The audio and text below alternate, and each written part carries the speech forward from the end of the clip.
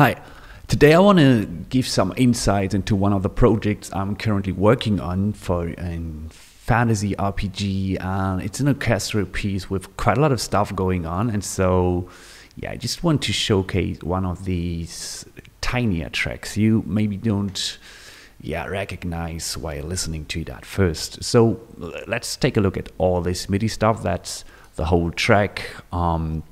A lot of modulations going on as always, and it sounds like that.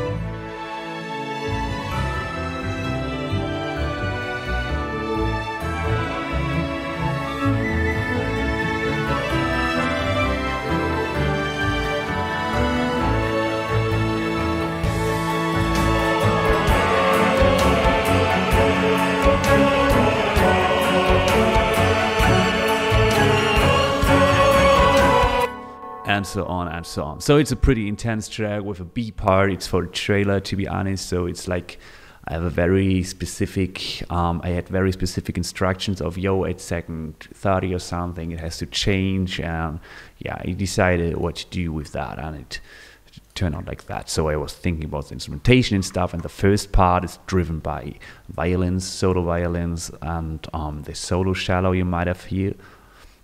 You might have noticed, and in the mid part we focus the track on brass and choirs. So let's go through the tracks. We have some piano things going on that's more playing in the background. Let's start here.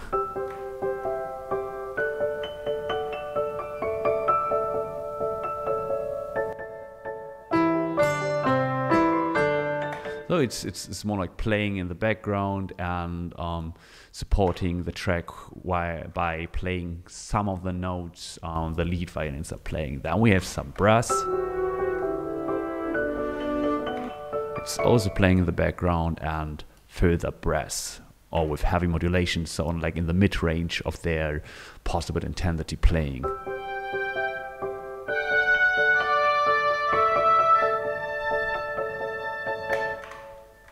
Let's continue. Here something else joins the track. Some low brass, low string sections.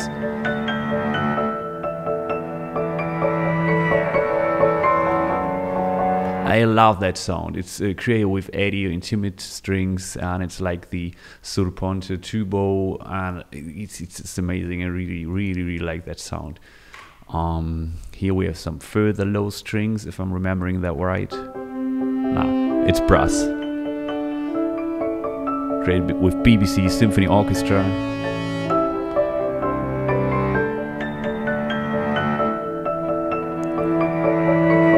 And here you notice that's what I always do. They're playing in different octaves, and they are sharing some notes. For example, this one, the E.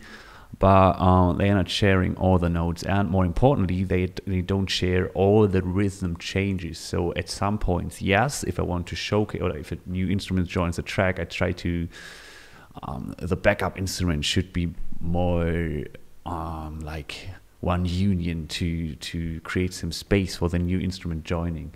For example, at this point, where something else joins, some brass. Oh, but it's at zero volume. It joins the track later in the more intense part.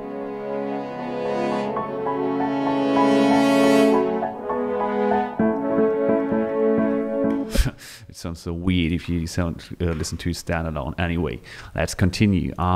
This is some background percussion stuff.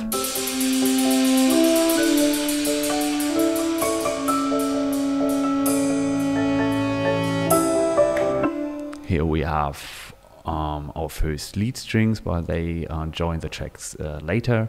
So at this specific point in the mid part.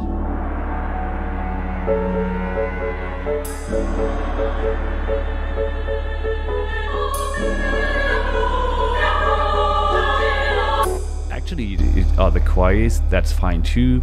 Here we have an additional choir section that's edited with a different microphone position and with another division. So yeah, I always enjoy to create different tracks for that. Here we have the man singing. If we listen to that combined,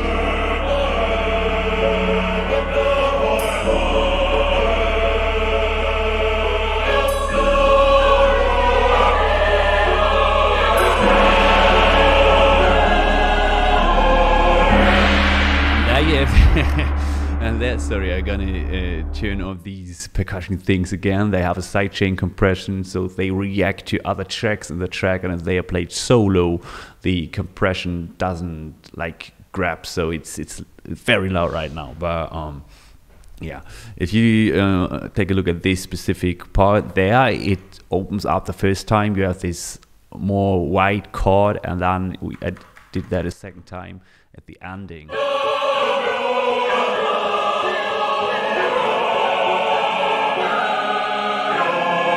I really like that. In the beginning, it was like I had 3 different melodies at the same time, but then I took all this stuff away and only had this one specific point where everything opens up and we have this nice harmony playing. Anyway, you want to get rid of them again to continue kind of with our walk through the track.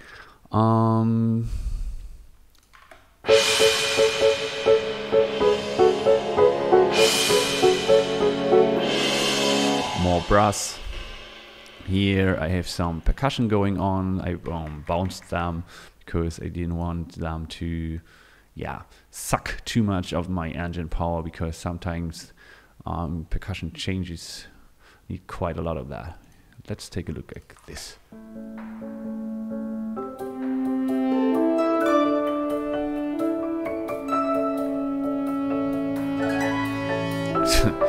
They notice that it doesn't end on the note the melody is playing at this specific point, but it's something different, and still it opens up the track a little bit. It's almost like if stuff is going on in the background, and the same thing again. I think in the beginning was playing quiet the whole time, and then I thinned it out to make it shine only at very specific points where I needed it.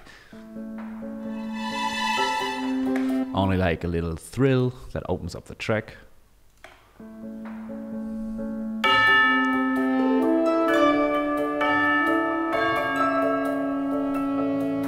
Bells, I always like bells.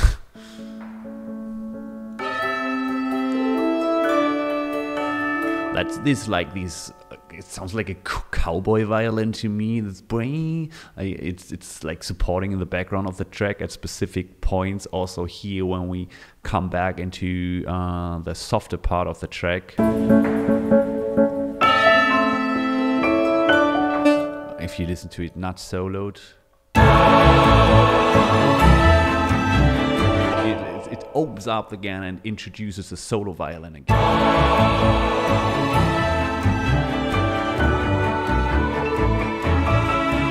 So I create this upward slide, and then it fades out again to introduce the actual solo violin. It's like a fake transition I created to create a better transition. Very high picked strings.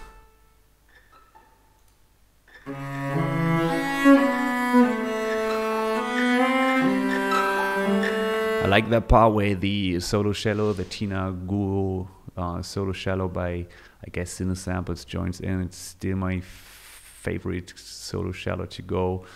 And it's at this specific part.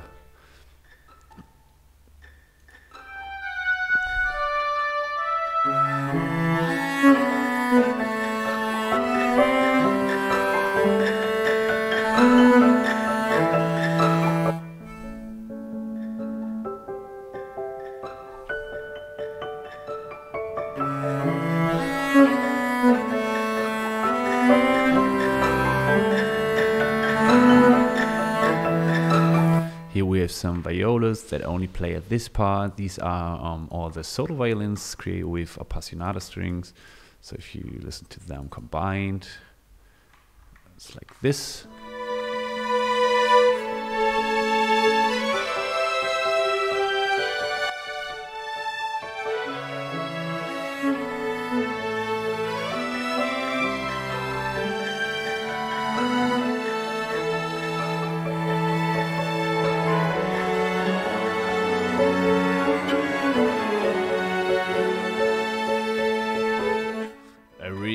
that part where the cello sections and the double basses kind of dance with the solo cello.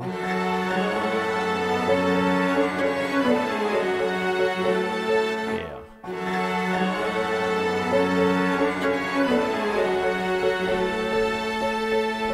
Then we have some symphonic motions in the background.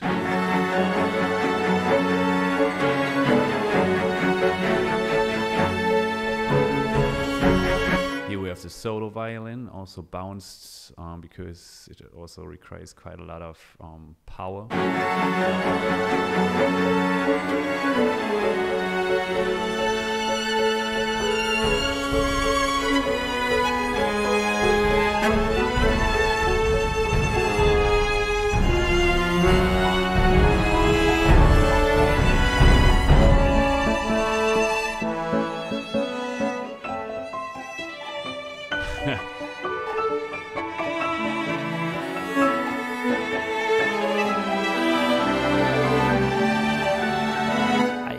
Like that point. It's weird to talk about your own music that way, but I love how the strings kind of return and the flutes and stuff are like playing over here if you add them to the track. This weird little thrill, I always enjoy these things. And you notice that I don't really quantize my MIDI notes because I like to keep it human, so it sounds a little bit weird if played solo, but combined with everything, it sounds very natural if you don't go for perfect legato, perfect quantization. And you always have to keep in mind if you're working with virtual brass instruments and wooden brass, I don't know the English word right now, woodwinds, whatever.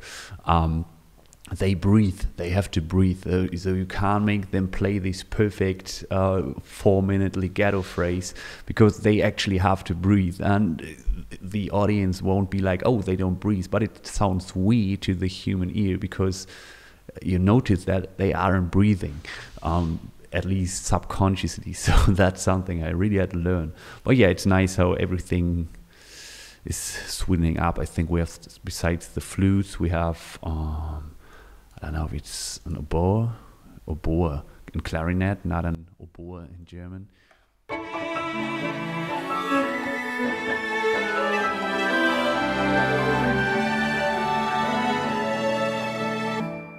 Yeah, that's pretty much it. I mean, if you listen to it, everything combined, it's quite a lot of stuff going on, but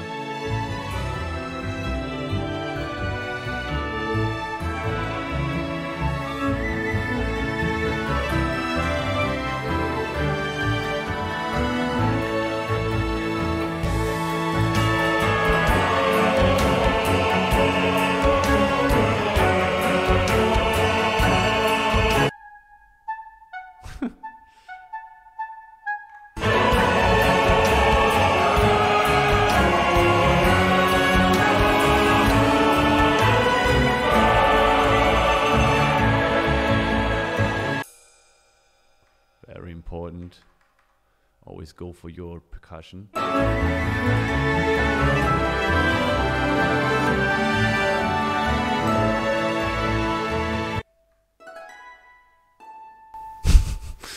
Yeah, I hope that was kind of valuable. It's not like this super deep dive insight because that would take way too much time of my time and of your time watching that.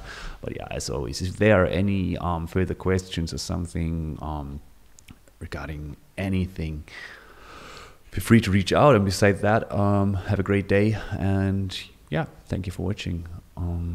Stay safe, stay happy, and have a great day.